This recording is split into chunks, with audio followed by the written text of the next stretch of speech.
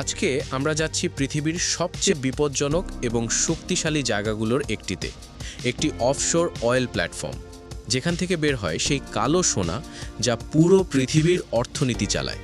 একবার ভাবুন, আপনার গাড়ির পেট্রোল, আপনার বাড়ির গ্যাস, আপনার মোবাইলের প্লাস্টিক সব কিছু শুরু হয় এখান থেকেই। কিন্তু এই তেল মাটির নিচ থেকে আপনার হাত পর্যন্ত কিভাবে আসে, সেই প্রক্রিয়া এতটাই জটিল, এতটাই বিপজ্জনক এবং এতটাই অবিশ্বাস্য যে দেখলে চোখ আটকে যাবে। প্রথমে বুঝি অফশোর প্ল্যাটফর্ম আসলে কি। ক্রুড অয়েল শুধু জমিতে নেই, পৃথিবীর বিশাল একটি অংশের তেল লুকিয়ে আছে সমুদ্রের গভীর তলায়, সি বেডের পাথরের ভেতরে। সেখানে পৌঁছতে ইঞ্জিনিয়াররা তৈরি করেছে এক মেগা স্ট্রাকচার, যাকে বলা হয় অফশোর অয়েল প্ল্যাটফর্ম বা অয়েল রিগ। এই প্ল্যাটফর্ম 3 ধরনের হয়। প্রথম, ফিক্সড প্ল্যাটফর্ম, যা সরাসরি সি বেডে গেঁথে দেওয়া হয়। দ্বিতীয়, ফ্লোটিং প্ল্যাটফর্ম, যা পানিতে ভাসে কিন্তু অ্যাঙ্কারে আটকানো থাকে। তৃতীয়, এফপিএসও মানে floating production storage and offloading vessel, যা একটি ভাসমান কারখানার মতো কাজ করে। এগুলোর উচ্চতা 300 থেকে 600 ফুট পর্যন্ত হয়, মানে কুতুব মিনারের চেয়েও উঁচু। একটি বড় প্ল্যাটফর্মে 200 থেকে 500 জন কর্মী থাকেন, যারা 24 ঘন্টা 7 দিন কাজ করেন। তাদের জন্য হাসপাতাল, হেলিপ্যাড, জিম, ডাইনিং হল সব আছে, কারণ এরা মাসের পর মাস বাড়ি যেতে পারেন না। একটি অফশোর প্ল্যাটফর্ম তৈরিতে খরচ হয় $5 থেকে $10 বিলিয়ন। এবার আসি ড্রিলিংয়ে। এই প্রক্রিয়া শুরু হয় একটি বিশেষ মেশিন দিয়ে, যাকে বলে রোটারি ড্রিল।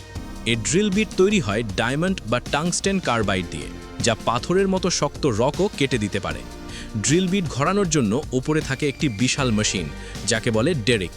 এটাই সেই লম্বা টাওয়ার যা তুমি প্ল্যাটফর্মে ছবিতে দেখে থাকো। ড্রিলিং করার সময় নিচে পাঠানো হয় একটি বিশেষ তরল, ড্রিলিং মাড।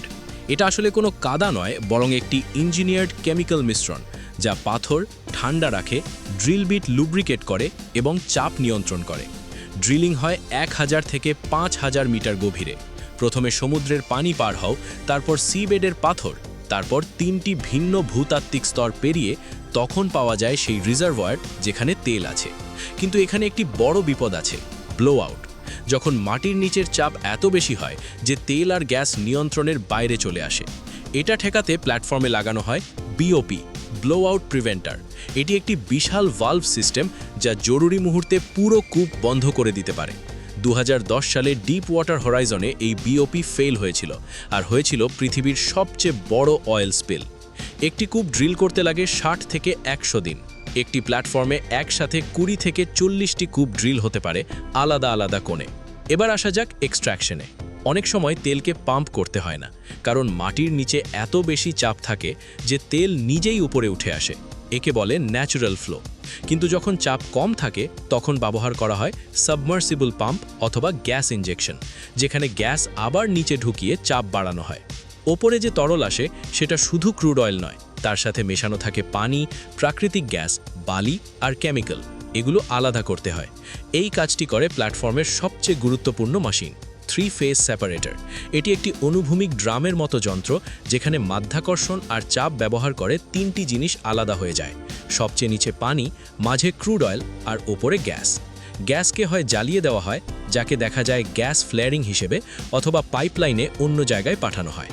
পানি পরিষ্কৃত করে সমুদ্রে ছেড়ে দেওয়া হয়, আর ক্রুড অয়েল যায় স্টোরেজ ট্যাঙ্কে। একটি মাঝারি আকারের প্ল্যাটফর্ম প্রতিদিন 500 থেকে 2 লাখ ব্যারেল ক্রুড অয়েল উৎপাদন করতে পারে। তেল রাখা হয় এফপিএসওতে।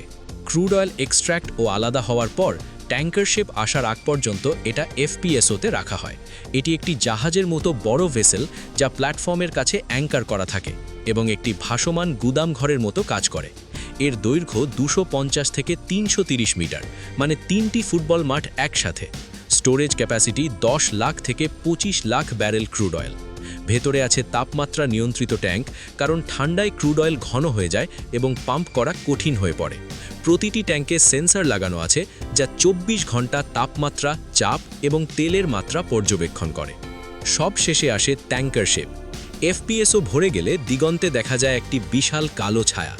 ধীরে ধীরে এগিয়ে আসে সেই জায়ান্ট ট্যাঙ্কারশিপ, যার নাম ভিএলসিসি, মানে ভেরি লার্জ ক্রুড ক্যারিয়ার।